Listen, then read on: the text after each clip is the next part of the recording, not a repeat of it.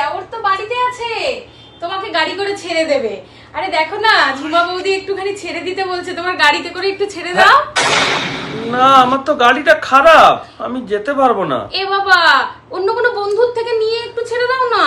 না না, সবাই তখন কাজে ব্যস্ত, আমি এখন কাউকে গাড়ি চাইতে পারবো না। আরে বাবা, বৌদির অসুবিধা হচ্ছে, বৌদির সাথে একটু যাও, গাড়ি কারোর থেকে একটু ম্যানেজ করো, চেয়ে নাও।